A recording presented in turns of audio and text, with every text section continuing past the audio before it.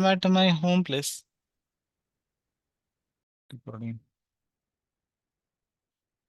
Om Agyantimirandasya Gyananjana Shalakaya Chakshuhu Unmiritam Yena Tasmai Shri Gurave Namaha. Shri Chaitanya Manobhishtam Sthapitam Yena Bhutale Swayam Rupa Katamayam Dadati Swapadantikam. Vandeham Shri Guroho Shri Yuta Padkamalam Shri Guruna Vaishnavamscha Shri Rupam Sagrajatam Sahagana Raghunathanvitam Tam Sajivam Sadvaitam Savadhutam Parijana Sahitam Krishna Chaitanya Devam Shri Radha Krishna Padan Sahagana Lalita Shri Vishakhanvitamscha Namo Om Vishnupadaya Krishna Presthaya Bhutale Shrimate Bhaktivedanta Swamin Iti Namine Namaste Saraswate Deve Gauravani Pracharini Nirvishesha Shunyavadi Paschatya Deshatarine नमो महावदान्याय कृष्ण प्रेम प्रदायते कृष्णाय कृष्ण चैतन्य नामिने गौरतुषे नमः हे कृष्ण करुणा सिंधो दीनबंधो जगतपते गोपेश गोपिका कांत राधा कांत नमोस्तुते तप्त कांचन गौरांगी राधे वृंदावनेश्वरी वृषभानुसुते देवी प्रणमामि हरिप्रिय वाञ्छाकल्पतरुभ्यश्च कृपा सिन्धुभ्य एव च पतितानां पावनेभ्यो वैष्णवेभ्यो नमो नमः जय श्री कृष्ण चैतन्य प्रभु नित्यानंद श्री अद्वैत गदाधर शिवाश आदि गौर भक्तवृंद हरे Krishna Krishna Krishna Hare Hare Hare Ram Ram Ram Hare Hare Hare Krishna. So are you able to see my screen? Yes, Yes, Prabhu. Prabhuji. Okay. Yeah. So devotees who have joined, so can settle down and keep their videos on. And if somebody not able to switch on, then it's okay. Because some of you, when you switch on, my data also will be consumed. Okay, so let's see how it goes. Okay, just 1 minute. I'm connecting my pen.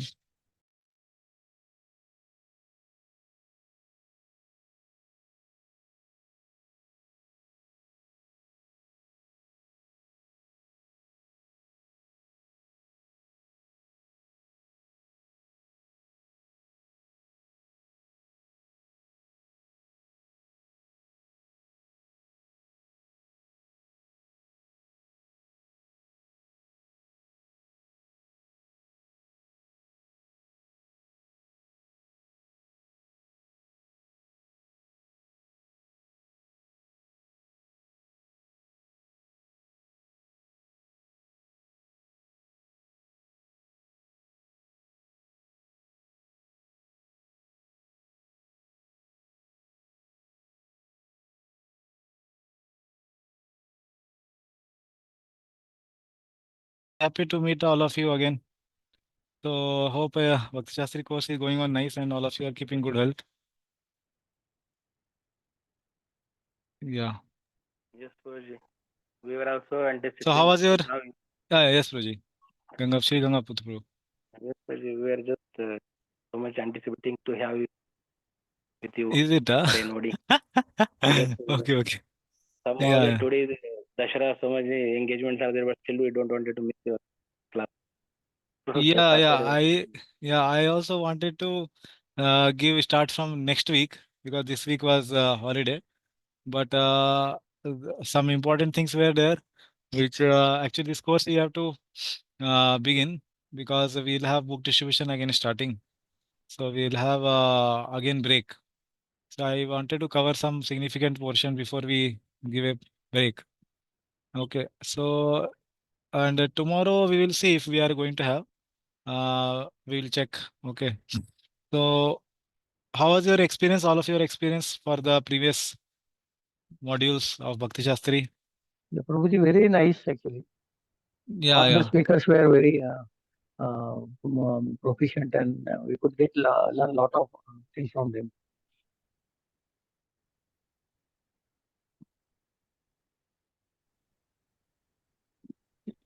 Your voice is breaking. Is it breaking for me or for everyone? The session were good, Prabhuji, and we could learn a lot of good things from all the speakers. They all were very good. Guruji, voice is clear for all of us, maybe for me at least, but your voice is breaking for me, so probably your network problem is there.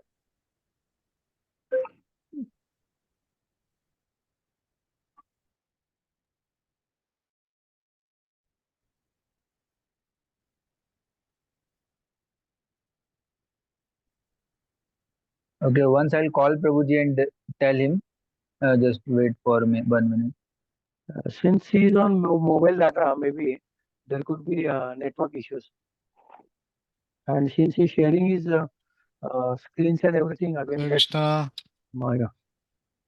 Okay. Yeah, my internet is little weak. Is it audible now? Now it's audible. Yes, sir. Yes, sir. Okay. Yeah. How was your experience for the previous module, nectar of instruction?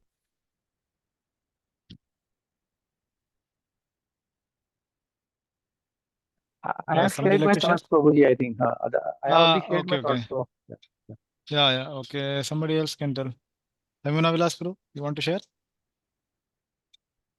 Hare Krishna, Prabhuji. Hare Krishna. Yeah, like I had read Nectar of Instruction before, but when I went through the Bhakti Shastri course and when Arjuneshwar Prabhuji explained, so there are so many points from practical point of view that was like, especially this verse really touched me about chanting of holy name. John Lees, that how adara than anudinam, you have to chant with, you have to take this holy name very carefully, chant attentively and consistently, regularly. So lots of practical application point was that was in Nectar of Instruction. So yeah, the course was good, and Arjuneshwar Prabhuji explained very nicely. Still, the Okay. exam. I'll share my screen again. Okay. So hope my screen visible to all. Okay. And if anytime my voice is breaking, let me know. Okay. So yeah, so very happy that I'm getting opportunity to discuss this very special literature, Bhakti Rasamrita Sindhu, where Rupa Goswami has told actually very important foundational principles of bhakti, and all the definitions of bhakti are almost there in this book. Okay, so there may be some things which you may want to note down in this course, because this is like a very foundational book, even though it's coming at the end of Bhakti Shastri. But Srila Prabhupada included this into Bhakti Shastri just because it's a very foundational book. And even before studying Bhagavatam, like Bhakti Shastri course, we read 4 books, right? So here in this, uh, 1 minute. Yeah. So in this course, Bhakti Shastri, we have done the Ishopanishad, and then we did the Bhagavad Gita, and then we did the Nectar of Instruction, and now we are continuing with the Nectar of Devotion. So if you see, after this Bhakti Shastri course is a Bhakti Vaibhav course. And what do we study in Bhakti Vaibhav? Anyone has any idea? Srimad Bhagavatam, Canto 1 to 6. CC, more of Chaitanya Charitamrita. Yeah, Srimad Bhagavatam. Canto 1 to 6. Yeah, Canto 1 to 6. Okay. And then after that, there is Bhakti Vedanta. So here we study the Srimad Bhagavatam again. It's Canto 7 to 12. Okay, this is the official course of ISKCON. So before studying Srimad Bhagavatam, actually we are studying Nectar of Devotion. Why? Because Nectar of Devotion is the textbook which has various definitions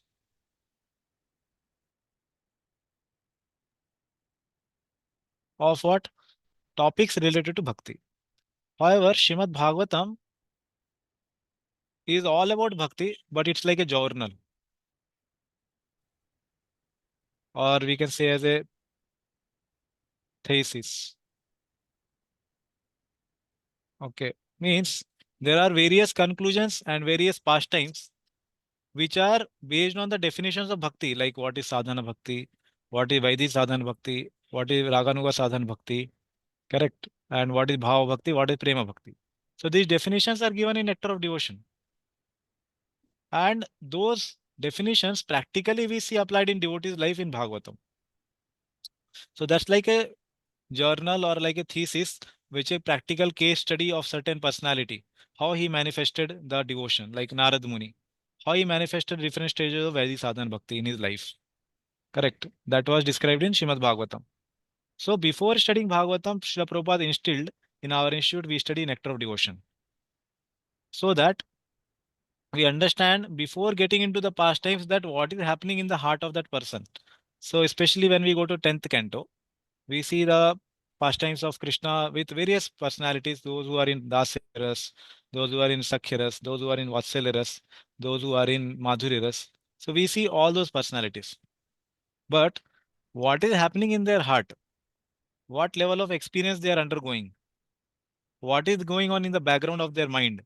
All that is taught in Nectar of Devotion, in Bhakti Rasamrita Sindhu.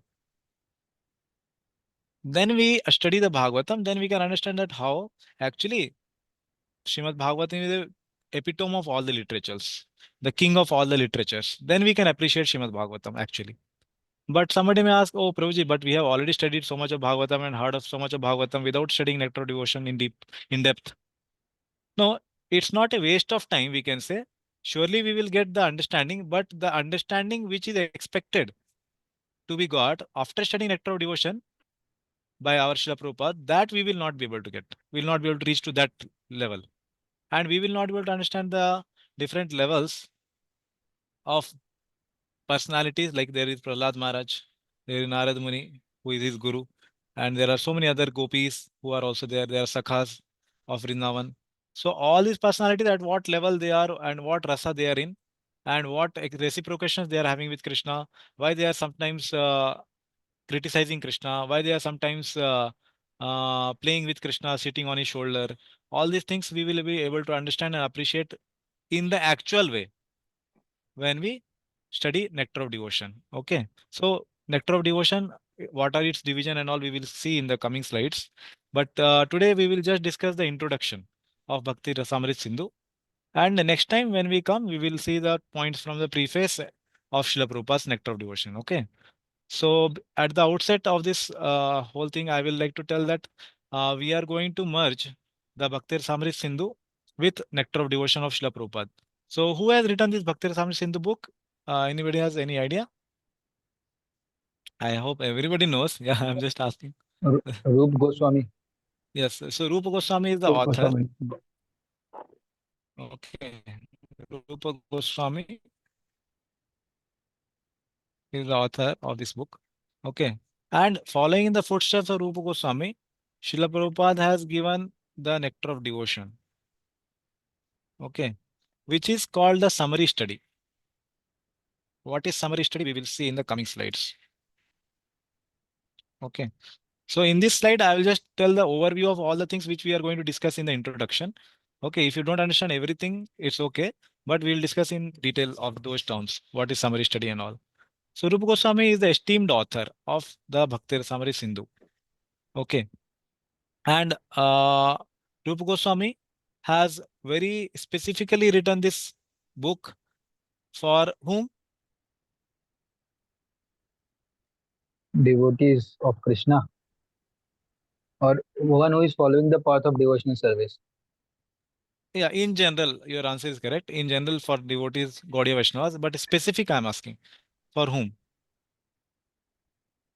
He has written it for Sanatan Goswami. Okay. How do we know he has written for the Sanatan Goswami? Specifically, he has himself told in the fourth verse. Okay, when he is going to come to tell that what is the purpose of this book and whom he wants to please, he will say that this is like the recreation hall. Okay, I hope there are devotees who live in a community and there is a clubhouse kind of thing. Okay, recreation hall. Okay, so he has written this as a recreation hall where he can just come and uh, rest or play or enjoy. like that. Okay. So it's a recreation hall, which he has mentioned. Vishrama Mandir. Okay. So in English, I don't know exact translation of that, whether it is recreation hall. It's a good translation. But Vishram Mandir is the word used by Rupa Goswami. Vishram Mandir Taya. Okay. So it's called recreation hall. Okay. He has specifically written for Rupa Goswami, but also it is for all the Gaudiya Vaishnavas. Okay. Following after Rupa Goswami. We are all called Rupanugas. Okay. So it's for Gaudiya Vaishnavas also, for all of us, for maturing our bhakti. Okay. So as we know, Chaitanya Mahaprabhu, he himself actually first gave the concepts of Bhakti Rasamrita Sindhu. Anybody knows where did he give? Yes, Bhakti Lila Mataji.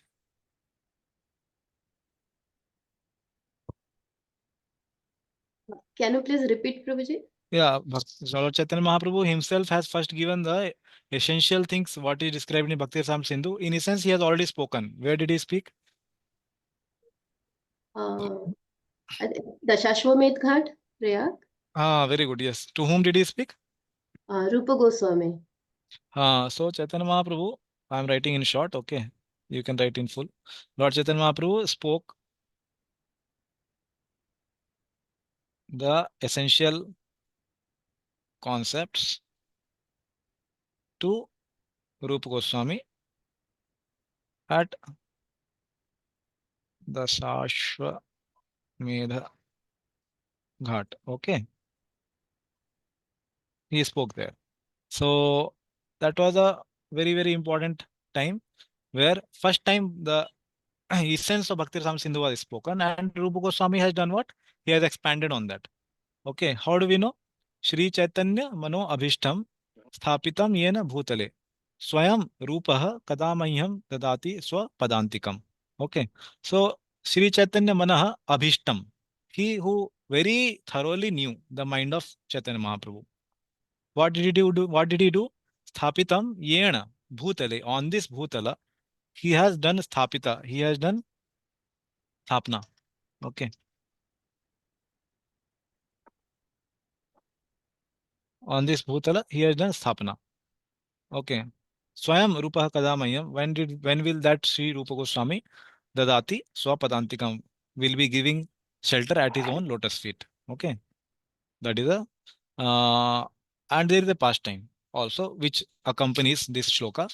That why this shloka is actually true, because once when Chaitanya Mahaprabhu was dancing at the Rath Yatra, and he was singing a song which was like a duet song. Duet song, all of you know, like earlier before becoming devotees, you would have heard some Bollywood, Hollywood songs. So there is a lover and beloved, boy and girl, Jolio, what is it? Romeo and Juliet, like that kind of thing. So those characters are there. So there is a duet song there sometimes. And Chaitanya Mahaprabhu was singing a similar song. So Chaitanya Mahaprabhu was not being understood by many of the personalities, even very great stalwarts at the Rath Yatra. But there were only two, three personalities who could understand, like Swarup Damodar Goswami and Rupa Goswami, and obviously Chaitanya Mahaprabhu himself. Okay. So these were the personalities who were able to understand this context and the inner meaning of these duet songs. Later, Rupa Goswami, because whenever Rupa Goswami would come to Jagannath Puri, he would reside at the place of Haridas Thakur. Okay, and he and Haridas Thakur would do the bhajan together.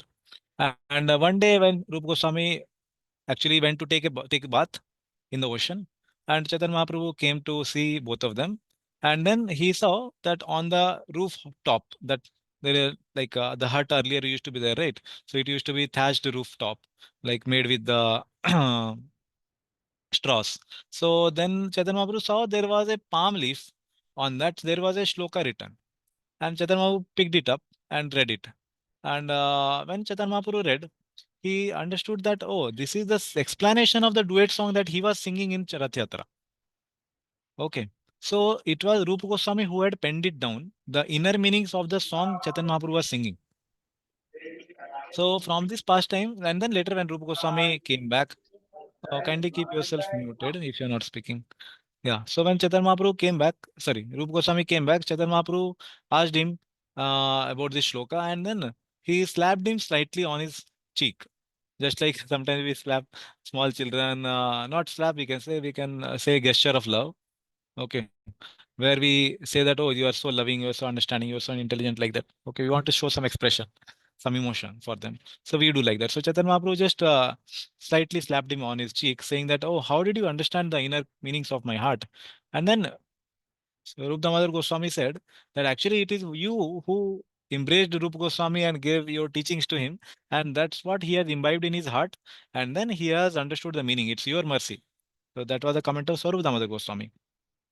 So that is the pastime where we can understand that how Rupa Goswami actually is the personality who understood Chaitanya Mahaprabhu's heart thoroughly. Okay. So, and it's not an exaggeration. Okay. Shri Chaitanya Mana Abhishtam Thapitam Yena Bhutale.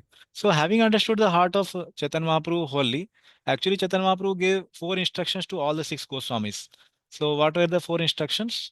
So, first instruction he gave that write literatures, study the literatures, Nana Shastra Vicharanaik Nipunoha, Sadharma Sansthapakoh. Okay. So, study various literatures, and they were very, very erudite in learning the various literatures and writing the essence. So that was the first instruction Chaitanya Mahaprabhu gave to them. Then second instruction he gave them that excavate various holy places and even Vrindavan. Okay, like Chaitanya Mahaprabhu himself excavated Radhakund, Shyamkund. And then Chaitanya Mahaprabhu also gave third instruction that you build multiple places of worship like temples where people can come and see the form of Lord Sri Krishna. And fourth instruction he gave that by your own example, teach the people the behavior, character of a Vaishnava, the etiquettes of a Vaishnava. Okay, so these are the 4 important instructions. And the first instruction, as I told, was this that to write various literatures and also which shows the essence of all the Vedic literatures, writing those kind of scriptures. Okay. 1 minute. I just stop annotation because by mistake they may do. Yeah. So Sri Chaitanya Mahaprabhu, he gave these teachings to for Rupa Goswami and gave these instructions to all the 6 Goswami, these 4 instructions. Following these instruction, because anything we do in devotional service, we have to be receiving the blessings of the superiors. Correct. And then when we receive the blessings of our Guru and the superior Vaishnavas, and then we embark on any activity, then it gives fruits which are going to enhance our bhakti. So it's very, very important that we see from the example from Rup Goswami's life himself that he embarked on this writing of the literatures and any other acharya by the instruction of the superiors like Chaitanya Mahaprabhu or other Sanatan Goswami and all. Okay, like that. So now, having understood the background of this Bhakti Rasamrita Sindhu, so where is this Bhakti Rasamrita Sindhu located? Anybody knows where is the location of this Bhakti Rasamrita Sindhu book? Is it a fiction or is it real? Is it imaginary book or a real book? I mean to say the concepts are imaginary or real?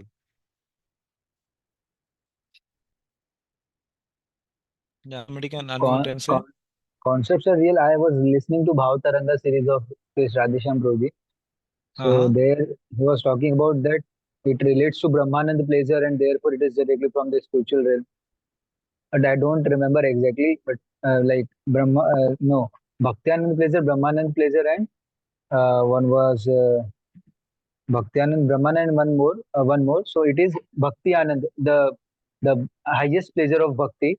So it directly comes from the spiritual realm, something like that he was explaining. Mm-hmm. Okay, But okay. I don't That know whether it that relates to your question exactly or not. no, no, it doesn't really. There are 3 types of pleasure: Vaishika, Brahmananda, and yeah, these are there like 3 levels of pleasure: material, spiritual, and all. So that will come in a later topic. Good, you have heard that series. Yeah, that's very important. So now, what my question was, whether it's a fiction or real book. So it's not a fiction book because it's dealing with the emotions of bhakti, and it's dealing with the concepts of bhakti which devotees will experience in their life in real. Okay, it's not a fictional book which the modern authors may write. So if it's not a fictional book, that means it should be located somewhere. It cannot be just anywhere and everywhere like that. So where is it located? Its location is in the heart of Rupa Goswami. Okay, so I'll write that here. Okay.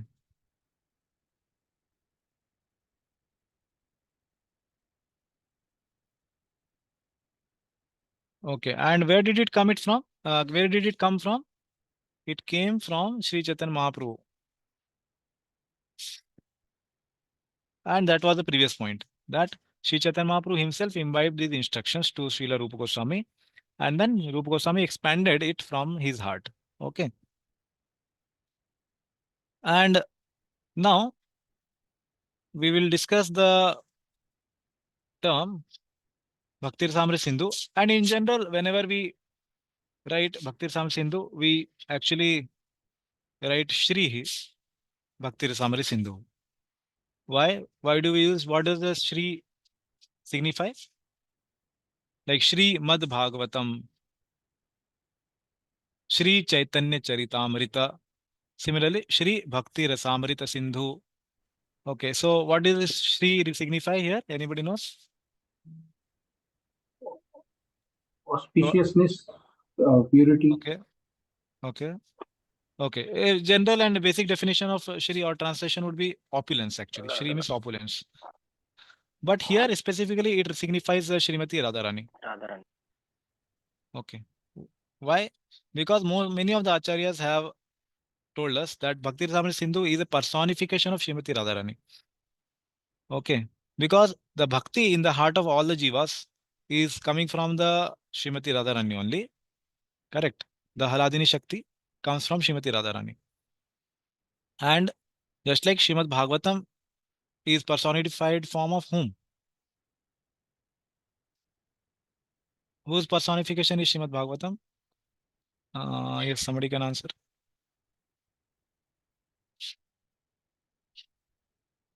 I think many devotees are not active.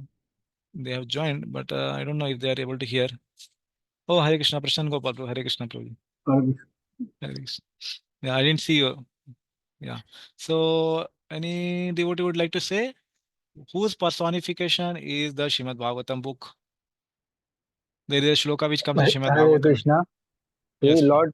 Lord Krishna himself, because when Lord Krishna was like departing from this material world, he himself entered in front of Uddhava.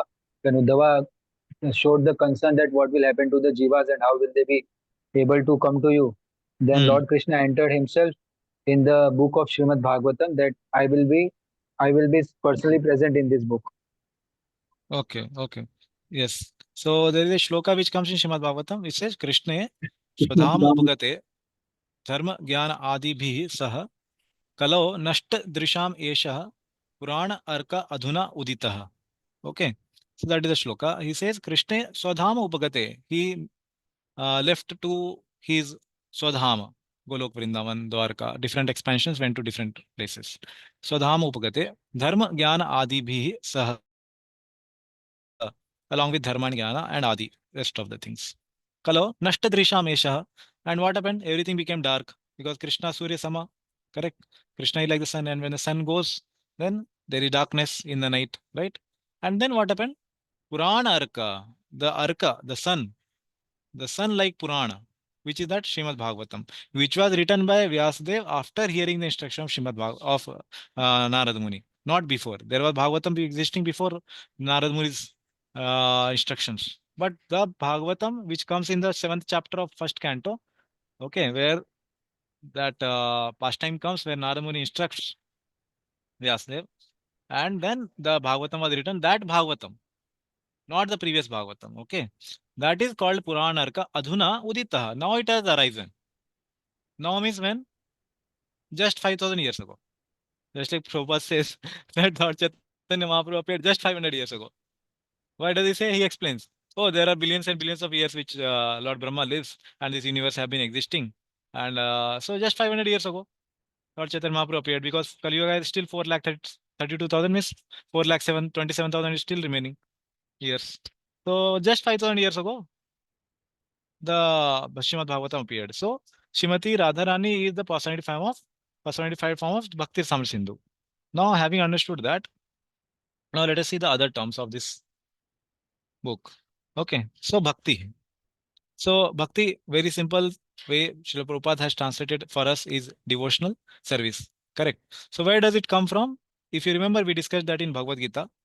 Okay. So one of the acharyas, Baldev Vidyabhushan, has quoted a shloka from the scriptures, showing that Bhakti actually pertains to the devotional service. Does anybody remember that shloka? I don't expect, but if anybody remembers, that would be great. 10.10, Prabhuji. No, it's not in Bhagavad Gita. It's in a commentary which is quoted by the acharyas.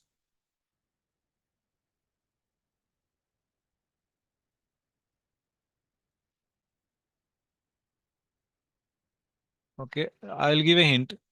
It says that Sevayam Parikirtitaha.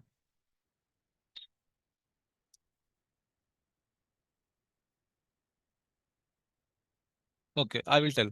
So the shloka is saying that uh, Sevayam Parikirtitaha, the Bhakti word refers to the word Seva.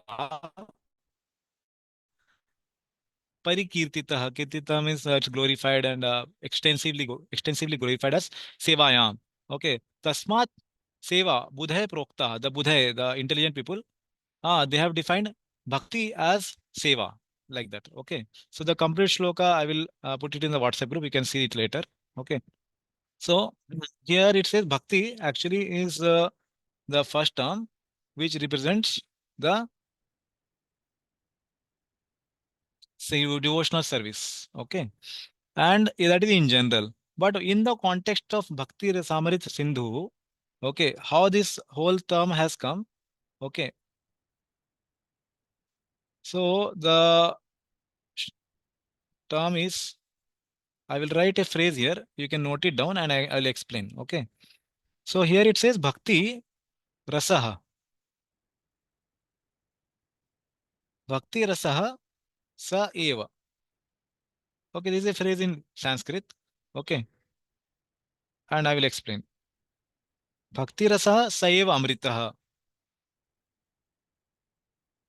Okay. Sa Eva Amritaha. Tasya Sindhu. Tasya Sindhu is equal to Bhakti Rasamrita Sindhu. Okay. So this is very, very important. From here, we will understand why did Rupa Goswami write the name of this book as Bhakti Rasamrita Sindhu. So the very first phrase of this is Bhakti Rasa Sa Eva Amrita. Sa Eva means that itself, that only is Amrita. What is Amrita? Bhakti Rasa. Bhakti Rasa is Amrita. Okay, that is the meaning. Okay, please understand this carefully. This will help us. Bhakti Rasa is Amrita. Bhakti Rasa Sa Eva Amrita. It is itself Amrita. Okay. So Tasya Sindhu means that Sindhu, that ocean, which belongs to this Bhakti Rasa, which is nectar, which is Amrita. Okay. So this is translated as nectar. Okay. And Rasa is translated generally as mellow. And Bhakti, I told us devotional service. Okay. Sindhu. What is Sindhu translated as? Ocean. Right. So these are the four terms we approximately translate in English. Okay. Approximate translation, because English cannot do the exact justice. So we have approximately translated Bhakti Rasa Saiva Amrita Tasya Sindhu. That ocean which is made up of what? Nectar. It's a ocean. And what is it filled of? Nectar. But what is that nectar? So ocean of nectar. So in English, you remember, see, whenever we have to, generally, I'm saying in general, whenever you have to form a sentence in English, in Sanskrit or Hindi, whatever is there, na, you just go opposite of it. So Sindhu, you write first, ocean. Then Amrita is nectar, ocean of nectar. What is that nectar equal to? That nectar is Bhakti Rasa. Okay. It's not nectar of. That nectar itself is Bhakti Rasa.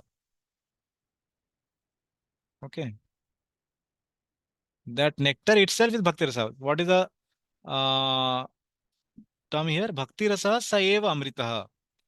Okay. So it's a nectar. And how much is the quantity? It's oceanic. And what is that nectar? It's Bhakti Rasa. So the translation would be of Bhakti Rasa Sindhu as our Srila Prabhupada has surely given us nectar of devotion.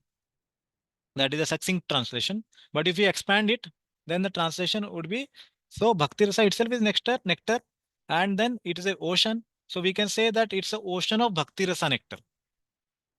Okay, so that I will write it here. Ocean of, it's an ocean of nectar. Okay, but which nectar? That specific nectar we are talking is the Bhakti Rasa. So it's a ocean of Bhakti Rasa nectar, specific type of nectar.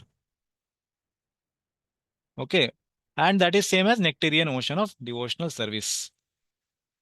Okay, so I hope this actually whenever we study any shloka or anything, there are 5 steps of studying it, but I'm not going in detail. But this is called Padartha Ukti.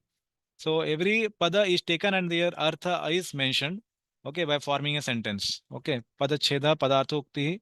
Okay, and there is anvaya. So there is a done anvaya means the sentence is formed from this, and sentence is formed in Sanskrit and then translated into English. So you go opposite. Ocean of nectar. Which nectar? Bhakti rasa. That is a simple understanding of this term. Bhakti rasamrita sindhu. Okay. So anybody has any question on this? What we discussed till now?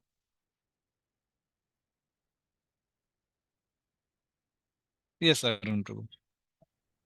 See, I could not understand exactly the answer of the question you asked, that who is personification of Srimad Bhagavatam. So you give example of sun, that Uh-huh. Adhunoti, but exact answer, what is the exact answer? One word answer. Krishna, na? Krishna himself is. Krishna. Yeah, Okay, yeah, because you did Krishna. not mention Krishna in explanation. You explained Okay, the sorry. analogy of sun. Therefore, I got confused.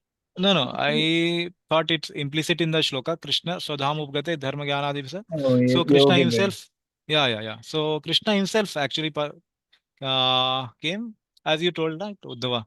Yeah, so that pastime is there. So Krishna himself came as Srimad Bhagavatam, and Srimati Radharani is the personification of Bhakti Rasamrita Sindhu.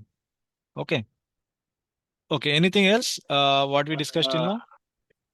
Prabhuji, actually, also I heard we basically say Srimad Bhagavatam.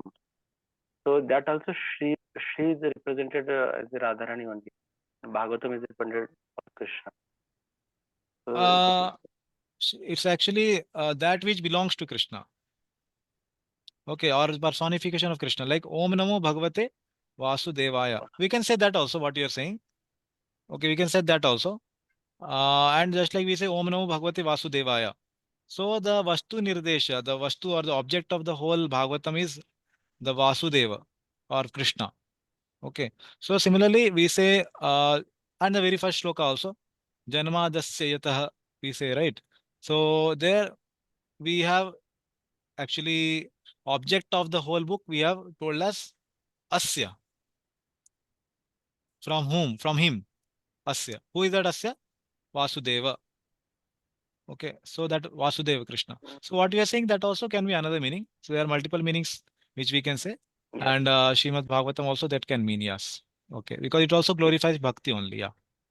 Yes, Kishore Madhaprabhu. Yeah, it's also called as book incarnation of Krishna, no? Bhagavatam. Yes. Book incarnation. Yes. Yeah. Literature. Yes. Okay. So now, having understood the term Bhakti Rasamrita Sindhu, okay. Now we will see another thing. Just 1 minute. There is some notation here. How to remove it?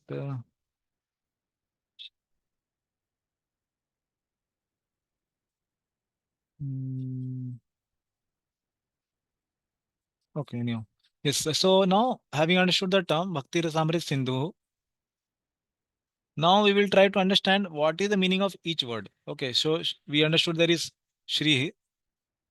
Okay. And then Bhakti Rasa Amrita Sindhu. More detail we will see in the next class from Srila Prabhupada's NOD, okay, where he has explained in his introduction.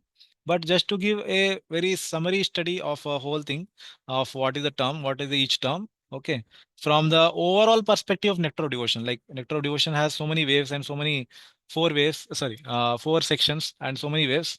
So just to give an overall understanding, so here we specifically will discuss each term. So Bhakti, as we discussed, it's devotional service. Rasa is mellow, and here we have to understand it's an experience actually. In the next section, first is the eastern section, and then when the next section comes, southern section, we will understand that at the stage of prema, there is experience in the heart of devotee. Okay. At the stage of bhava, sorry, at the stage of rati, there is an experience called bhava.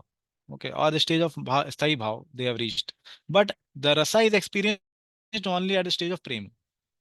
Okay, prema is the 9th stage of bhakti, right? All of us know. Correct. Ruchi, asakti, bhava, and prema. So at the 8th stage, bhava, the experience is called rati. Okay, I will write here. Okay, rati is the experience. And the technical term for that is given by Rupa Goswami as rati. Okay. And the what is the experience at the stage of prema then? It is asked. That's called rasa. Okay. So how does this experience come from? From where does it come? I'll give an example also to understand. But just to give the technical meaning of this term rasa, we can say it as the sthai bhav. Okay, sthai bhav nourished by other 4 ingredients. Okay. So now do you take it as an axiom? Okay, axiom means which is like factual, okay, and which is very foundational. So now you may not understand what is the exact meaning of this. Okay, but I will give an example. Like okay, Kishore Madhaprabhu, which subject do you like? Out of the syllabus, Which sabji, vegetable? it's a sabji. Uh, Okay, I like bitter gourd. Bitter gourd. Okay. Okay, very specific choice. Okay, so bitter gourd. Now, when you try to make it bitter gourd, generally we try to put some lemon also in it so that it's not bitter. I don't know much cooking. Mataji may be knowing, but Or bitter gourd tamarind. when we want tamarind, yes, yeah. So when we try to make bitter gourd, what all do we put Roji in that? I don't know if you make, but you can just tell some approximation. Might have come across after eating. What all things are there in that? What all ingredients we use for making bitter gourd sabji? So there's oil, then Okay, groundnut okay, good. paste. Yeah, I can Okay, prepare okay. Prabhuji, so I can tell, no problem. Yeah, continue. Yeah, so you boil the bitter gourd basically, so that you No, make no, it not the soft. Yeah. process. I'm just asking Okay. ingredients. Ingredients: so bitter gourd, oil, then salt, mirchi, Uh, little masalas, okay. then some coconut or groundnut paste. Okay. So what is the main item Roji in all this? Bitter gourd is. Yes, very good. Yes. So main item in the rasa is thai bhav. Okay, this is not bitter, this is very sweet. But because you have taken the example here, thai bhav is compared to bitter gourd here. Okay. And it's nourished by other four ingredients. Which are those? We'll see later. They are vibhav, anubhav, okay, sanchari bhav, and vyabhichari bhav. Okay. Sattvic bhav. Yes, sanchari and vyabhichari are same. Sattvic bhav. Okay. So it will come in the slide later, but I'm just saying by name. Vibhav, anubhav, sanchari or vyabhichari bhav, and sattvic bhav. These are the four other ingredients. Like you said, there is salt. So if salt is not there, Prabhuji, bitter gourd will taste like bitter gourd. Means will it give the sabji taste proper? No. No, bro. But if you take only salt, is it good? Will No. no. And if you take only oil, no. So ingredients individually cannot give the taste. They cannot give that experience. What gives the experience is the whole preparation. Okay, this is very, very foundational what we are discussing. Please understand this. Okay, I'm taking so much time to explain this whole thing because the whole Bhakti Rasamrita Sindhu later parts will be describing all these things. Okay, it's a preparation in the heart of the devotee, and the experience which he gets is the rasa. And when does it get that experience? He gets that experience after the cooking is over. Which cooking means that prema stage he has reached. Okay. So when he has reached the stage of prem, he has experience in the heart, which is called rasa, and that gives him the pleasure. Okay. And how does that experience arise? For that, I gave the example that for experiencing Karela sabji or bitter gourd sabji, you cook it with all the ingredients. So when thai bhav, what is thai bhav? There are five bhavs. One is Sant Rasa can be there, Shanta Rati, which is also at the previous stage. Santaras, then can be Dasiras, there can be Vatsalras, there can be Sakhyaras, and there can be Madhuriras. These are all basic. And when somebody has that in his heart, then there are other ingredients added, then Rasa manifests. Like somebody suddenly sees Krishna with a blue dhoti. So yellow dhoti or blue color of his limb, or sees a cloud which is resembling the color of Krishna's body. Anything like that. Okay, that is called Uddipana. As soon as he sees there is some manifestation in his heart based on his thai bhav, that whole experience is called rasa. Okay, so that is the technical axiomatic understanding of the term rasa. Okay, Amrita, as his Divine Grace Bhakti Siddhanta Saraswati Thakur has translated it in English with his broad definitions, broad vocabulary, I would say, yeah, as mellow. Okay, but as I told, sorry, mellow is for this rasa, and here this is nectar. Amrita means which never dies. Okay, so more detail we'll see when we read Prabhupada's preface and introduction. And this as ocean. So mainly here the term rasa I try to explain that it is an experience in the heart of a devotee, and the devotee is at which stage? He is at the stage of prem. Okay, then that's called Bhakti Rasamrita Sindhu. Okay, so is it that the rasa cannot be experienced by anybody else? Technically not, but a glimpse of it can appear in the heart of the sadhaka. Okay, a small glimpse can appear in the heart of sadhaka. Okay, any question on this, what we discussed till now?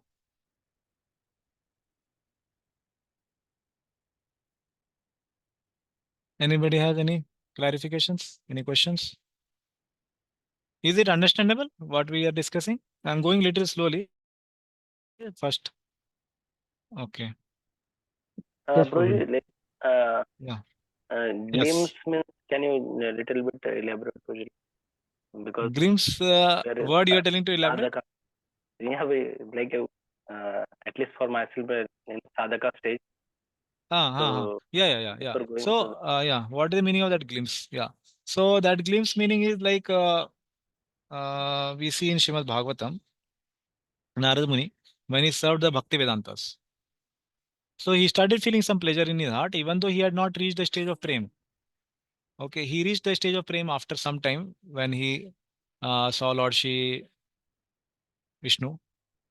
So that time he reached, but previous to that, he started experiencing some pleasure in the heart. And in bhakti also, when we do some bhakti activities, we feel some pleasure by doing some service or some limb of bhakti which we are more inclined to.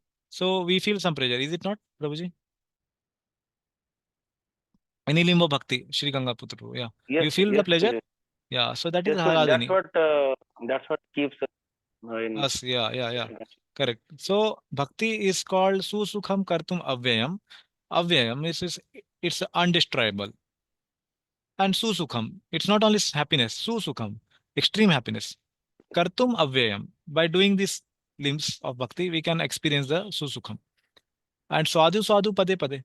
At every step, it is more and more enhancing as we go from the Anarth Nivritti, especially after Anarth Nivritti, the experience is more and more sweet. Okay. Because the anarthas are less and less in the heart. So at the sadhaka stage, to the degree we are advanced, we can experience the bhakti. And it's not 1 and 0. It's not that before prema there is no experience in the heart.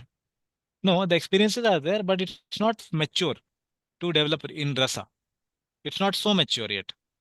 Okay, but they are there in small droplets like that. It's not yet ocean. Okay, like that. Yeah. Anything else?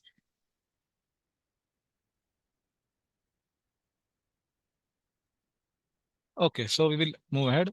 So now what kind of literature it is? Bhakti Rasamrita Sindhu.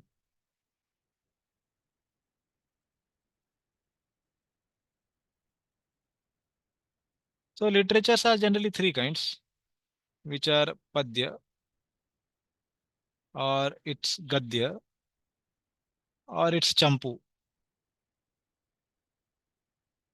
What are these? So many of you might have heard these terminologies. So we have Gopala Champu.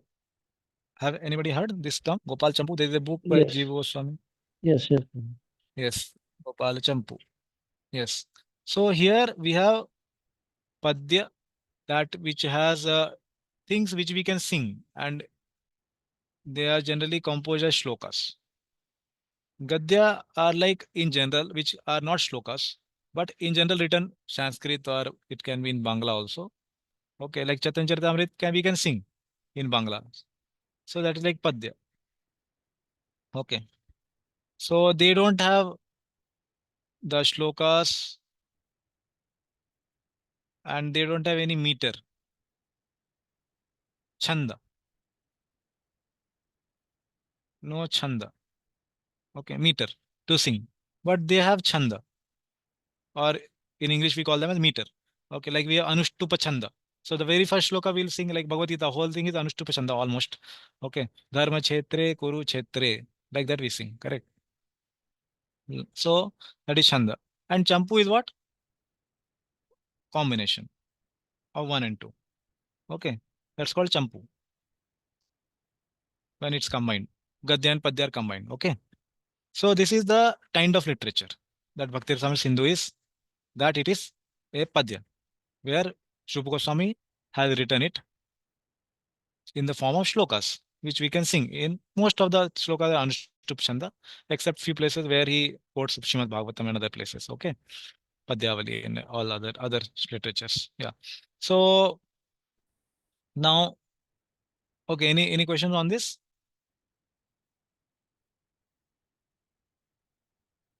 Okay, then we'll go ahead and offer our respects to Srila Rupa Goswami and understand the importance of Rupa Goswami's contribution. So does anyone know how much time did Rupa Goswami take to write this whole literature, Bhakti Rasamrita Sindhu?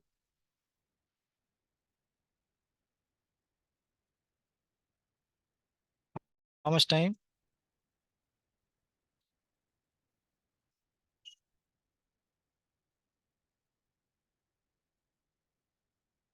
It took 19 years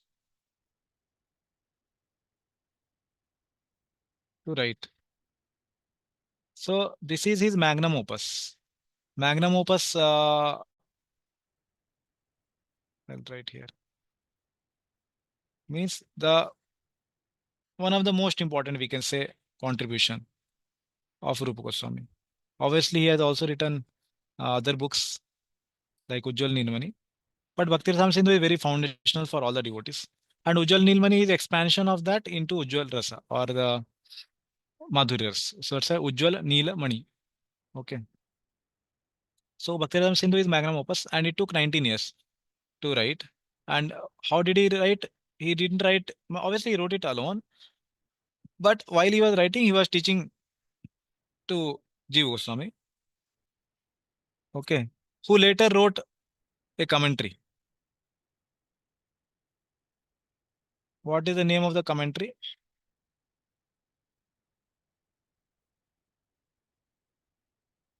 Durgama Sangamini. Okay. Durgama Sangamini. Okay. That which is very difficult to understand or ascertain, okay, has been made easy by Jiva Goswami. How did he understand that? Because Rupa Goswami was writing it and Jiva Goswami was personally fanning him and doing various services like uh, making pens for him and bringing the leaves for writing. So Jiva Goswami himself, he did the service to Rupa Goswami. And he did the service, he understood what what Rupa Goswami exactly wants to write. And if he had any doubts, he would personally ask immediately. So he was personally assisting throughout these years, Rupa Goswami, in penning down this whole book. Okay, and then he wrote the very, very important and most important commentary on Bhakti Rasamrita Sindhu. And for all the devotees understanding, I will say the importance of Bhakti Rasamrita Sindhu is just next to Srimad Bhagavatam, because almost all Acharyas have written commentary on Srimad Bhagavatam. And after Bhagavatam, if there are any maximum number of commentaries written on any book, all generation of Acharyas have written commentary on Bhakti Rasamrita Sindhu. Okay, whether it be Vishwanath Chakravarti Thakur or whether it be obviously Jiva Goswami, these are two most important commentaries, from which small parts and sections I will be taking in this Bhakti Shastri. Mostly 90% will be on Srila Prabhupada's Nectar of Devotion, and a small part of it we will be also taking from Bhakti Rasamrita Sindhu, because wherever there are important things we will discuss, like the definition of Uttama Bhakti. So we'll take some things from there. Okay, and that book is translated by His Holiness Bhanu Swami Maharaj. So we'll take some parts from that. Okay. So this notes anyhow I will share later. I've written just essential things which you can recollect when you see the notes. Okay. So now just offering some important shlokas here at the lotus feet of Sri Rupa Goswami. Because as I told, he has been the very, very important personality, as Srila Prabhupada identified all of us as Rupanugas. So here is a very important shloka. This is from Raghunath Das Goswami's Mukta Charita. So he says, Adadanastrinam tantair idam yache punah punah Shrimad Rupa Padam Boja Dhuli Shayam Janma Janmani. Taking grass between my teeth, I pray repeatedly. Punah punah. Okay. Dantair trinam adananas. That I may become a speck of the dust at the Sri Rupa Goswami's lotus feet. Srimad Rupa Pad Amboja Dhulihi. Birth after birth. Janma Janmani. Okay. Some seems to be some mistake here, but okay. Yeah. I am maybe okay. Birth after birth. So this is Raghunath Das Goswami is offering obeisances to Srila Rupa Goswami in his book Mukta Charitra. Mukta Charita. Okay, it's actually Mukta Charita. Okay. So this is a parallel pastime. Okay. All of you must have heard that parallel pastime, right? That Krishna sowed pearl seeds and that it grew up into the pearl plant, but later Srimati Radharani and gopis could not do. So whole thing is mentioned in this book called Mukta Charita. and that is written by Raghunath Das Goswami, and there he offers his obeisance. And in Chaitanya Charitamrita, Srila Krishnadas Kaviraj Goswami has written very, very important shloka. We will try to understand the importance of Rupa Goswami in our sampradaya by this shloka. Okay. Priya Swarupe, Daita Swarupe, Prema Swarupe, Sahajabhirupe, Nijanurupe, Prabhureka Rupe, Tatan Rupe, Swavilas Rupe. Yes, somebody can read the translation. Prasanna Gopal Prabhu, could you read the translation? Yes, sir. Translation. Indeed, Srila Rupa Goswami, whose dear friend was Swarup Damodar, was the exact replica of Sri Chaitanya Mahaprabhu, and he was very, very dear to the Lord. Being the embodiment of Sri Chaitanya Mahaprabhu's ecstatic love, Rupa Goswami was naturally very beautiful. He very carefully followed the principles enunciated by the Lord, and he was a competent person to explain properly the pastimes of Lord Krishna. Sri Chaitanya Mahaprabhu expanded his mercy to Srila Rupa Goswami just so he could render service by writing transcendental literatures. Yeah, so by writing transcendental literatures, and one of them is Bhakti Rasamrita Sindhu, which we are discussing. So you see the terms of this shloka, very important. Priya means who is very dear. To whom? Swarupe. Okay, unto whom? Swarupa Damodar Goswami. Daita. Daita also means very dear. Okay. So he says Daita Swarupe, who was very dear to him. Now here it means Sri Chaitanya Mahaprabhu. Srila Prabhupada has written this as Sri Chaitanya Mahaprabhu. Okay, so he was very dear to also Sri Chaitanya Mahaprabhu.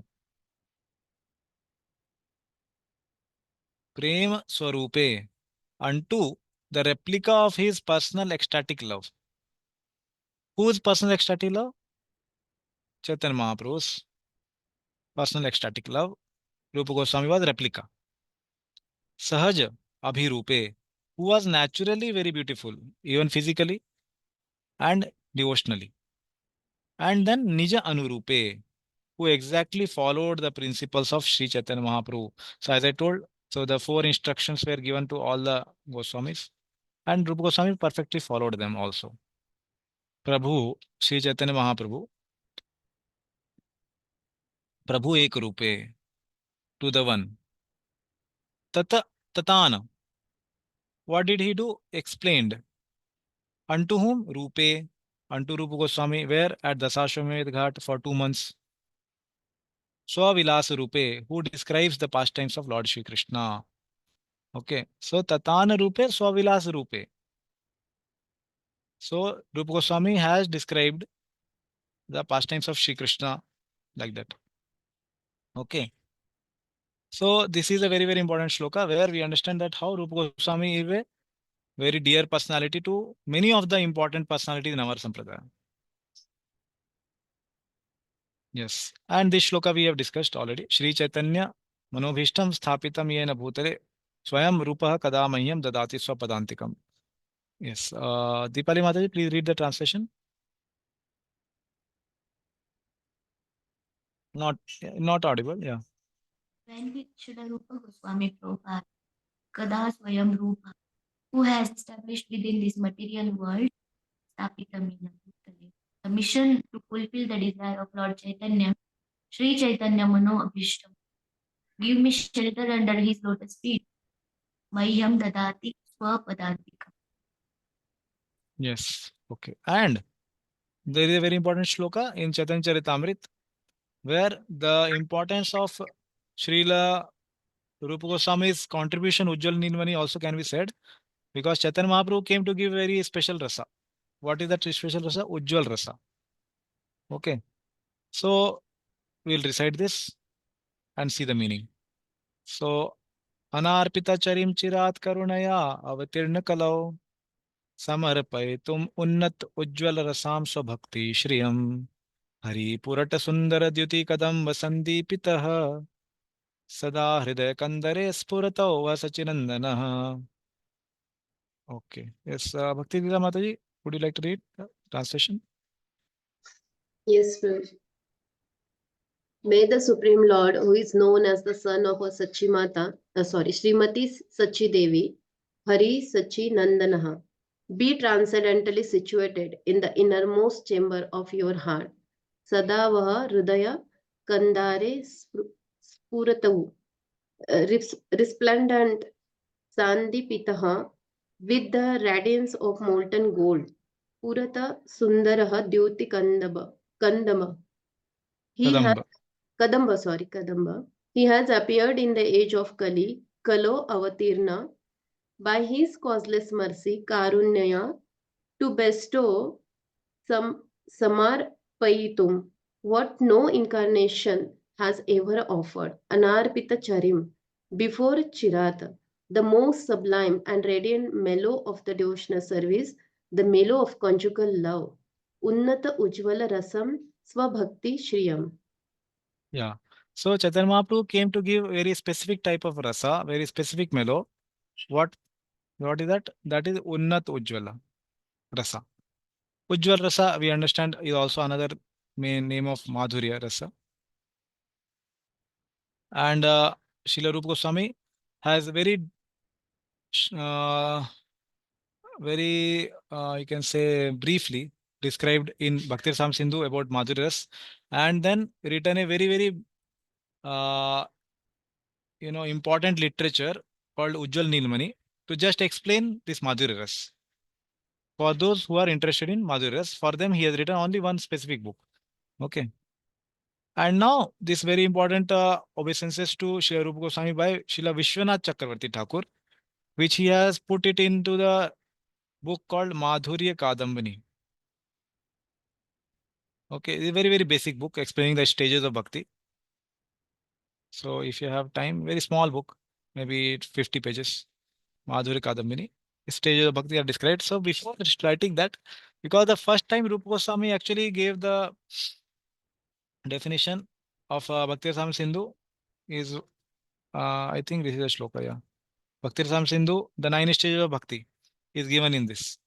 Okay, first section, fourth wave, 15th and 16th shloka, 2 shlokas he gives, the 9 stages of bhakti. And Vishwanath Chakra Thakur has explained on these 9 stages of bhakti in his one book. Okay, and he is offering obeisances to Srila Rupa Goswami. So we may think sometime, oh, where does Srila Prabhupada get this term Rupanuga? Why does he all say to all of us that we are Rupanugas? So here he has explained that how Rupa Goswami's contribution is unparalleled. Bhakti purvaya shritatam tu rasam pashed yad attadhihi tam nomi satatam rupa nama priyajanam harehe. Yes, Jai Shri Radha Mataji, would you like to read the translation? Yes, Prabhuji. Though there are others who in the past have taken up the path of devotional service to the Lord, I pray my continual obeisances to Sri Rup Goswami, who is dearmost to the Lord. By his mercy, humanity has received the intelligence to see all races relationships with the Lord, revealed by bhakti, devotion to the Lord. Yeah, thank you. So here he is saying that Naumi Satatam. Okay, Naumi Satatam. Naumi means I offer obeisances Satatam, constantly. Unto whom? Unto him. Who is that him? What is his characteristics? He has done what? Rasam Pashed. He has made us all appreciate the rasas of bhakti. And he has revealed that rasas of bhakti to us. How did he do? Yad Attadhi, by his intelligence. Okay, and obviously we understand that Chaitanya Mahaprabhu spoke to Rupa Goswami, the essence of bhakti, and then he explained it in Bhakti Rasamrita Sindhu, and that's what here is meant. Not that his material intelligence, but his spiritual intelligence. Yad Attadhi. By that Attadhi, he could do what? Rasam Pashed, which previous acharyas, they practiced bhakti, they experienced the emotions of bhakti, and they perfected also bhakti, and they went back to Godhead also. All that they have done, all the Purva Acharyas. They have done. But what is the specific contribution Vishwacharya Thakur is saying of Rupa Goswami is Rasam Pashyed Yadattadhi. By his fine intelligence, he could see and he could write it down for all the generations to come and understand. So Bhakti Rasamrita Sindhu is not just any other book. Please understand. It's a science of devotional service, in which the definitions of the different stages of bhakti are given. Definition of various emotions of bhakti are given, because it's very, very difficult to describe emotion. If I ask any one of you, how much do you love your son? It cannot be explained by any amount of words also. Okay. And to the extent you do for your child by your book, reading your book or your explanation, nobody else can do also. So understand what Rupa Goswami is trying to do. He has got the teachings from Chaitanya Mahaprabhu. He has experienced it in his heart. And then now he is trying to write it into the different terms like sadhan bhakti, bhava bhakti, prema bhakti, all the terms with different definitions and different rasas which are there with different examples from the different scriptures. All that he's trying to assimilate. Okay. And his name is Rupa Nama. Okay. So that Rupa Goswami, I offer my obeisances. Yes. And Jiva Goswami in his beginning has given a short obeisance, means we can say a one sentence we can say. Okay, I wanted to show it in Sanskrit also here, but I didn't have time, so maybe we'll see. But English we can read. Very, very important. He says how Rup Goswami was obsessed by something. Yes. Okay. Yamuna Vilas Prabhu, could you read? Yes, Prabhuji. Obsessed by a desire to benefit all the devotees of the Lord, the esteemed author Srila Rupa Goswami compiled this remarkable work, the scripture called Bhakti Rasamrit Sindhu, using the rasa presented in Srimad Bhagavatam, which appeared within the lotus bud of his heart. Yes. So by the teachings, as we discussed, by the teachings of Lord Chaitanya Mahaprabhu, it appeared in his heart. And that's why I said the location of Bhakti Rasamrita Sindhu is where? Heart of Srila Rupa Goswami. Location of Bhakti Rasamrita Sindhu is the heart of Srila Rupa Goswami. And how did it come here? There, it came by the mercy of Lord Chaitanya Mahaprabhu. Okay, just like Lord Chaitanya Mahaprabhu, sorry, Lord Shri Krishna gave the Shrimad Bhagavatam and placed it in the heart of Lord Brahma. Tene Brahma Hrida Adi Kavaye, the Adi Kavi, Lord Brahma, in his heart, Lord Shri Krishna placed it, Srimad Bhagavatam. Similarly, Lord Chaitanya Mahaprabhu placed Bhakti Rasamrita Sindhu in the heart of Srila Rupa Goswami. Okay. And then what happened? There was an obsession. Okay. So obsessed by a desire to benefit all the devotees of the Lord, the esteemed author Rupa Goswami. So Rupa Goswami was obsessed by this desire to benefit everyone, all the coming devotees, to teach them the technicalities of bhakti, so that they can understand it and experience in their life and understand at what stages they are and what experience they are undergoing and what they are going to undergo in future. All that Rupa Goswami just penned it down. Okay. And then he compiled this magnanimous work or the magnum opus or the remarkable work, the scripture called Bhakti Rasamrita Sindhu. And how did he do? So as I told, Bhakti Rasam Sindhu is the textbook where all the definitions are given, just like you have, suppose the 11th standard, 12th standard physics textbook. So where the definitions are given in the textbook, okay, this is the moment of inertia, this is momentum, all these things. But the application of that is there in PhD thesis. Correct. So the Srimad Bhagavatam is like the uses of different rasas, terminologies like Uttamadhikari or the Madhuri Ras. All these things, terminologies are used frequently and experiences are shown in the devotee's heart. So that is like the journal or the thesis. But so Bhakti Ram Sindhu is like the definition book or the textbook. So from this, we can proceed to journal and thesis, and we can understand that how Srimad Bhagavatam can be actually understood exactly as Srila Prabhupada wants or Chaitanya Mahaprabhu wants or Rupa Goswami wants us to understand. Okay. Okay. So now here, very, very important one song is there, but just a part of it I have taken. Okay.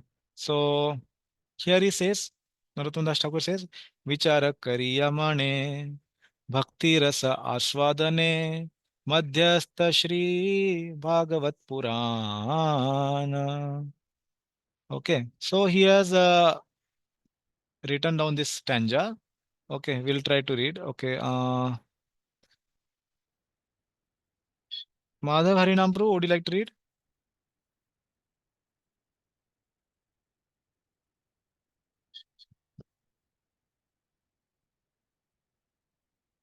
Okay, somebody else can read. Prasanna Gopal Prabhu. My contemplation time is spent vichara koryamane, relishing the nectar of devotion bhakti rasa aswadane, highlighted by periodic quotations from the Srimad Bhagavatam, Madhyastha Shri Bhagavat Puran.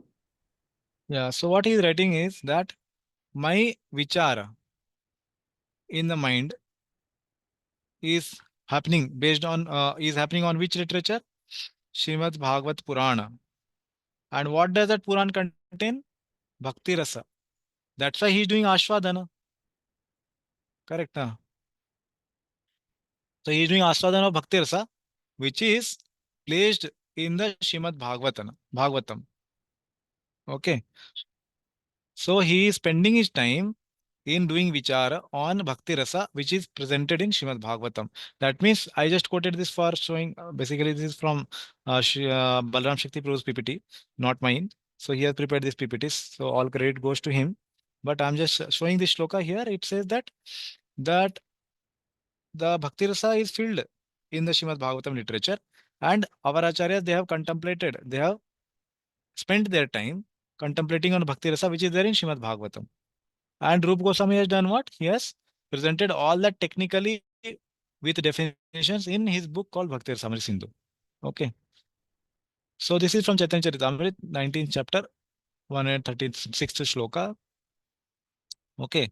So this is a reference for the part that Chaitanya Mahaprabhu instructed to Rupa Goswami, this Bhakti Rasamrita Sindhu and the essence of bhakti. Okay. प्रभु कहे सुन रूप भक्ति रसेर लक्षण सूत्र रूप कहे विस्तार नाया वर्णन. Yeah, okay. Arun, please read.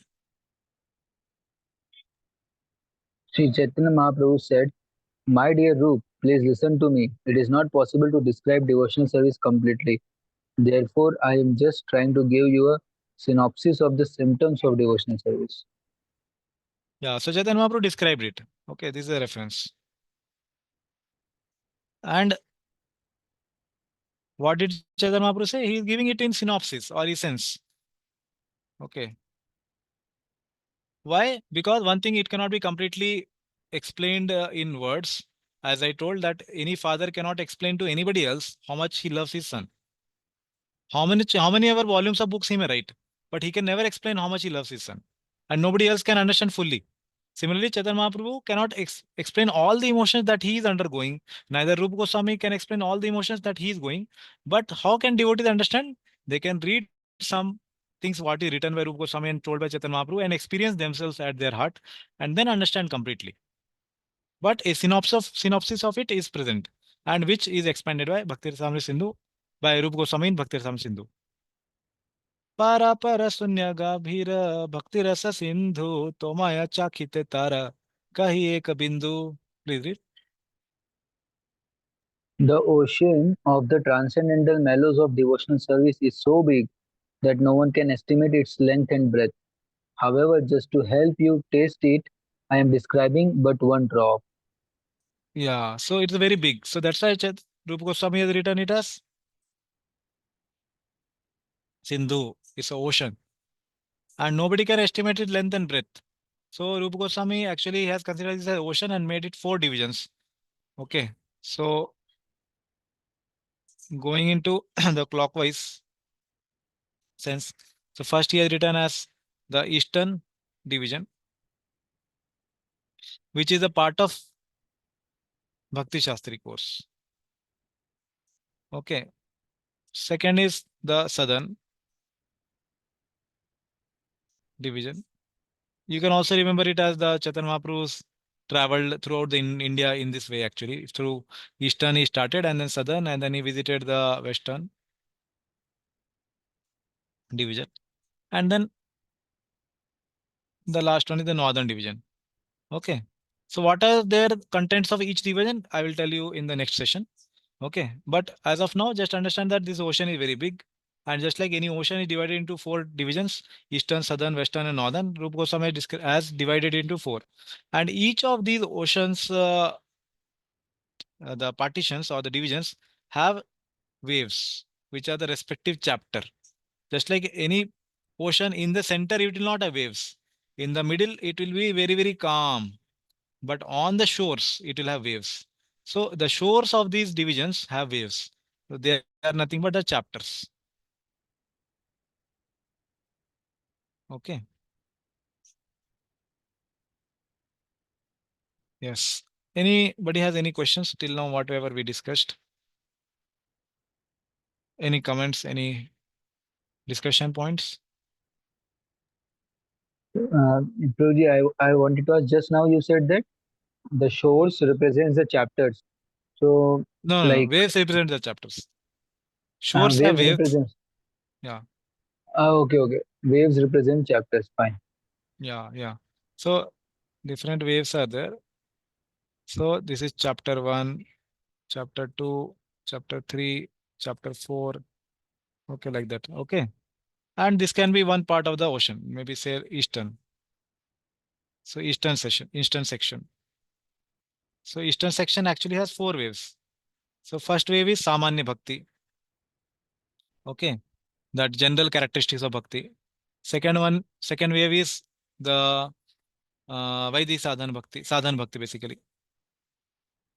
Okay. Third wave is Bhava Bhakti. Fourth wave is Prem Bhakti. These are the 4 waves of eastern section. Then the eastern section ends. Okay. Is it clear, bro? Yes, Prabhuji. Okay. So anybody else has anything to ask? Prabhuji, in like NOD, you said like what type of literature? I missed that categorization. I understood Padya, Gadya, and Champu. So NOD comes in Padya. Yes, Padya. Okay. Padya, which can be sung in Anushtup Chanda mostly. Chanda is there, meter is there. Yes. Okay. Thank you. Okay. So now we'll Kishore Madhapu. Yes, bro. So we will be studying only Eastern section in Bhakti Shastri. Yes, bro. Only eastern section. Only Eastern section. Yeah. And I don't know. Let's see if everybody is interested into going ahead. Then we will see outside Bhakti Shastri course.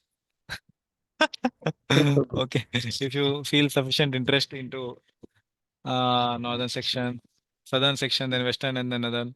Okay. So first, let us see the division and how many waves are there. Okay. And if there is sufficient fire to get into the ocean, because fire to get into the ocean, fire and water are opposite. Mhm. Then we can see. Okay.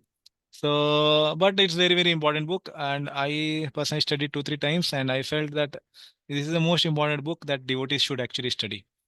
And Srila Prabhupada actually many times instructed his disciples to study, obviously, and distribute also very profusely. And this book actually, Srila Prabhupada got it first published, as far as I understand, I remember. It was published in 1961, I guess, in Los Angeles. Yeah, Los Angeles. Yeah, Los Angeles. You have to see the preface and see. So basically, it was one of the first books Srila Prabhupada actually translated and in the obviously in the bigger books. Yeah. So it's very, very important. He made it very profusely available for the general masses also. He wanted many people to study this. And obviously, he told, don't only distribute my book, read also. You should read because, and I felt that it's very, very important book. And I would say this is the most important book actually for devotees. Okay. Okay. So Bhagavad Gita gives many important concepts about life. But Bhaktivedanta Sindhu gives a very, very important foundation to devotees' life, that how they should conduct their life and understand that how their bhakti is going ahead and what they should do in sadhan bhakti. So sadhan bhakti actually eastern section we'll see the second wave, second chapter is the biggest chapter actually. It's 4 times the first 3. Like here I told no. This 4 chapters, 4 waves.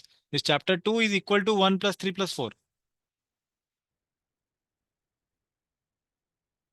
That much is the importance of sadhan bhakti Rupa Goswami has given in his book, and Srila Prabhupada also similarly.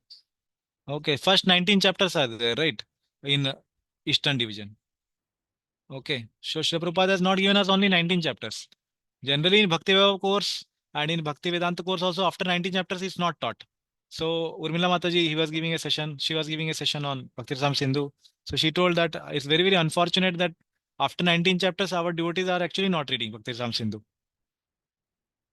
Okay, it's neither in the courses, any of the syllabus courses of Bhakti Vaibhava, Bhakti Vedanta. So they are wanting to make some changes. Let's see. But I would say this is very, very important. Okay. So let's go ahead. What is the Bhakti Rasam Sindhu? And why is it a very important book for the Gaudiya Vaishnava Sampradaya? So here are few points which are there. I will just read, and many of the things I have told already. We'll go a little quickly. Bhaktiram Sindhu is a book of definitions. Okay, what are the definitions given? So one is, as I told, the sadhana bhakti. And many times we may hear, Prabhuji, I am doing sadhana. But what is the meaning of it? What does it contain? And we understand there is a type of it called Vaidhi sadhana bhakti. Then there is another type of sadhana bhakti in practice. And many times devotees may feel that, oh, Raganuga bhakti is actually at the stage of prema, is at the stage of bhava. No, they are all at the stage of sadhana bhakti in practice only, whether it is Vaidhi or Raganuga. And then we will also learn the definition of bhava bhakti. And before that also, the definition of bhakti itself. That itself, bhava bhakti. Then we will also unlearn the definition of prema bhakti. Okay, because before Rupa Goswami, it was just like, oh, I am experiencing some prema or experiencing the rati, like that. The experiences were there. But now Rupa Goswami defined them into very specific way. Okay. And then there is a Uttamadhikari. Correct. First of all, he will also describe who is the Adhikari of Bhakti, who has the qualification to do Bhakti. What is definition of Bhakti and who is qualified to do Bhakti? Both will be explained. Then he will tell the characteristics of Uttamadhikari, the Madhyamadhikari, and then Kanishtadhikari. What are the characteristics of these three personalities? All the definitions will be given so that we can identify ourselves and also ascertain that, like Srila Prabhupada has told in NOI, you must have all heard that fifth verse, Krishneti yasya giritam mansadriyeta dikshasti chet pranatibish bhajantamisham. Sushrushaya bhajan vigya ananyam anya nindadi shunya hridaya misrita sangalabdhya. So one should take initiation from such a guru or siksha guru or diksha guru he should accept in life who is Uttamadhikari. But now a person may think, oh, how do I identify Uttamadhikari? Where is the definition of Uttamadhikari? That is given by Rupa Goswami in his book, Bhakti Rasamrita Sindhu. So when we learn Bhakti Rasamrita Sindhu, then we can understand what is Uttamadhikari. Then we can be able to identify, not to commit offense of judging anyone, but to identify for our benefit that, okay, this is the person whom I should be taking initiation from and siksha from. Okay, like that. So it is a very important book because it gives precise definitions. What can, these are the types of definition and much more. What is Madhur Ras? Okay, what are the definition of rasa itself? Okay, rasa also, what the definition will come, and each rasa. Okay, and there are various emotions in that, all that. Of okay, so it gives precise definitions of very important items in our sampradaya, like bhakti, prema, rasa, and different types of rasa, etc. Okay. Now somebody may ask, but why do we need definitions anyway? Bhakti is just a thing to experience, right? Bhakti is experience. So just practice bhakti and experience it. Why do you want to define something? Now. So yeah, I will request Kishore Madhaprabhu if you can read. If we don't have precise definition of things, then we can fall into confusion. Yeah, continue. For example, I will talk about bhakti, but it might be totally different from bhakti actually is. Bhakti generally means without any material motives or desires, but in most cases, it is full of material desires. Bhakti means only for Krishna or Vishnu, but we see terms like Desh Bhakti, Samaj Bhakti, etc. Okay, so we can fall into confusion because I may say that I am doing bhakti and there may be other person also telling some bhakti like this. So if we don't have a common understanding, we cannot do any discussion. So many times in Srimad Bhagavatam class or in discourse, when we are hearing what the speaker is telling, we may not understand it exactly what he's saying. Because he may have some other definition of the word bhakti. He may have some other definition of the word adhikari or prema or rasa. But if we don't have that definition, we cannot understand what he's telling. Okay, yes. Please continue, Project. Words, especially Sanskrit words, have diverse meaning. Example, Atma. So when we precisely talk about a subject in order to accomplish anything based on explaining the subject, we need to have precise definitions. Otherwise, that doesn't have any meaning. If you want to have a philosophy that is intelligent and acceptable, it has to be very precise definition. Yeah. So if we want to reach some conclusion and a philosophy need to be intelligently acceptable, then we should understand and talk precisely what each word is actually. Okay, all the terms as I told, sadhan bhakti, Vaidhi sadhan bhakti, bhakti itself. So all these can have different meanings. So what Rupa Goswami has done, he has defined the terms in his book that bhakti is like these characteristics it has. Sadhan bhakti has these characteristics. Bhav bhakti has these characteristics. Prem bhakti has these characteristics like that. Yes, please read, Pradeep. What is the nectar of devotion? The nectar of devotion is, sorry, nectar of devotion is not a translation of Bhakti Rasamrita Sindhu.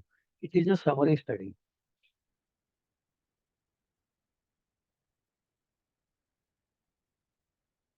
Yeah. So now somebody may ask, what is this nectar of devotion? We already saw. So the nectar of devotion is not a translation of Bhakti Rasamrita Sindhu. It's a summary study. What do you mean by summary study? So here is what he says, summary study. Please read. What are the advantages of a summary study? Comparing NOD text to verses of the BRS, it is evident that Srila Prabhupada gave his dictations while simultaneously consulting the commentary, just as in Srimad Bhagavatam, Bhagavad Gita, etc. However, in the Nectar of Devotion, he did not use his standard format, Sanskrit script, Roman translation, Sanskrit English word to word, English translation, commentary for each text. Thus, he could sometimes take the liberty to greatly expand the original text when he felt that his audience needed a more relevant explanation. He could also drastically summarize sections he felt were not so relevant to his audience at that time. Yeah. So 4 points I mentioned, very, very important. So the advantage of summary study, what are they?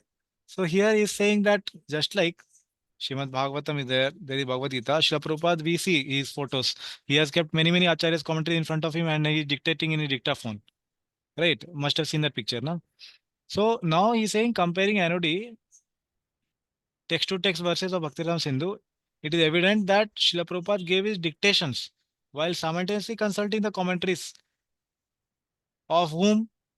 Jiva Goswami, Vishwanath Chakravarti Thakur, all these commentaries he had access to, and he read them and personally gave the dictations for Bhakti Rasamrita Sindhu or Nectar of Devotion for him. For Nectar of Devotion, however, he did not use this style. Which style? Of Srimad Bhagavatam and Bhagavad Gita. Like what is the style? Synonyms are there, right? That style he did not use. That word to word translation, and then purport to it. That style he did not use. Okay. For NOD, he has chosen a different style. What is that called? That is called summary study. Okay. So, yeah, same thing. Sanskrit script, Roman transliteration, word for word, all these things he did not give. So, what is the benefit of this? So, he could sometimes take the liberty to greatly expand the original text when he felt that his audience needed a more relevant explanation. Like, for example, we have the section of Vaidhi Sadhana Bhakti. So, Rupa Goswami has explained it. As I told, this chapter is the biggest chapter. And Srila Prabhupada has also explained this chapter very, very, very elaborately in his NOD. And then he says he could drastically summarize also those sections which were not so relevant to his audience at that time. Okay. And then what is the result? Yes, somebody else can read. Shri Gangaputra Prabhu.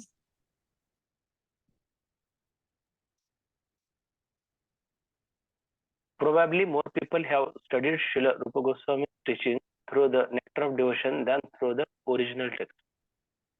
Yeah, so Bhakti Sindhu of Rupa Goswami may not be directly distributed, but Srila Prabhupada took the essence of it and made it very, very available to all the general masses, just like Krishna book. It's the 10th canto only. But when one reads Krishna book, he doesn't lose on philosophy. Srila Prabhupada has put in between the pastimes so much of philosophy also. Okay. And he has not only dealt with the pastimes, but also with the philosophy.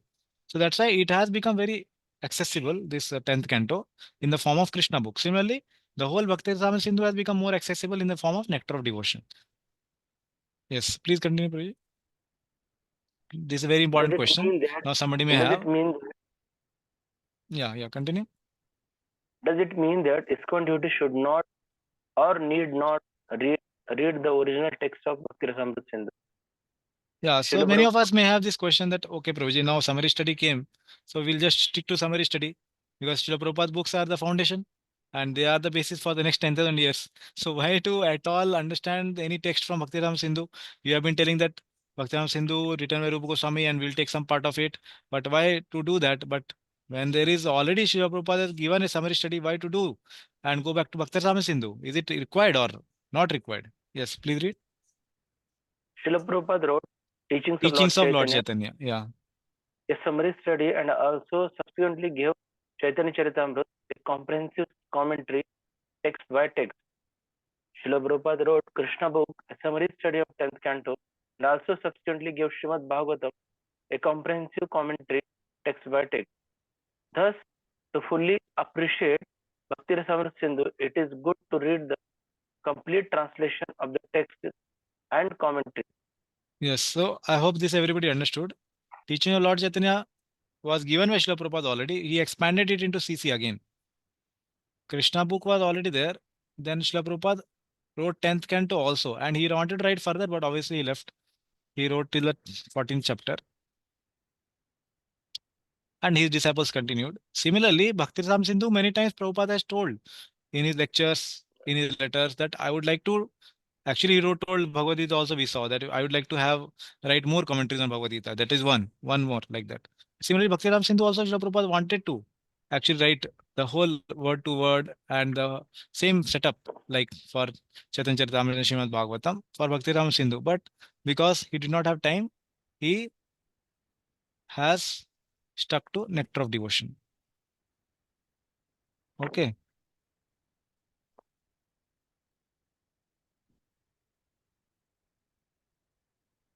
Okay, so now we are getting into the next part where we have been discussing about Bhakti Rasamrita Sindhu's meaning and from preface and from the introduction part. So this I will take in the next session.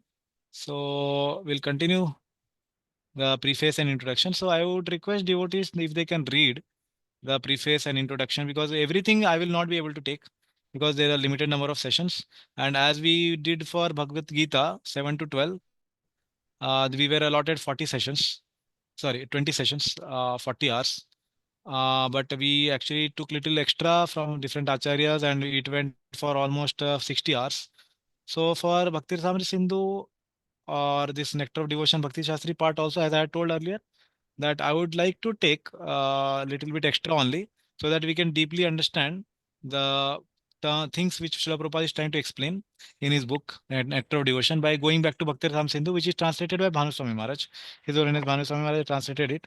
So I'd like to ask devotees, is it okay if we take a little extra time and understand deeper the Bhakti Sam Sindhu concepts as we did for Bhagavad Gita? Yes, Prabhu. Same we want to go project. Yes, Prabhu. Bhagavad Gita. Okay. So if anybody has any concerns, then please let me know now, and we will see accordingly. We can discuss. Yes, Arun, Prabhu, yeah. So after many days, Prabhuji, all 16 devotees have attended almost whole session. So Acha. actually, as far as I have, because today is holiday also, so what I have observed is that for the last almost 3-4 months, devotees like their job has become hectic, it has become offline, and many more reasons. So on an average 8-9 devotees are only attending classes. So on Saturday probably most of the devotees are getting difficulty in attending classes, so mostly they are attending in online mode. So if like if you get time as a speaker, and you can, if you can take a poll that we can shift some time accordingly as per job or something like that, so that more devotees can attend online only, because most of the devotees last this NOI, most of the devotees have attended through like recordings only. Later they were messaging that they have attended or they have seen the video. Okay. Okay. So Okay. Okay. What I will do, I'll Dipali pause the Mataji, recording now. Okay. yeah. And we can discuss. Okay.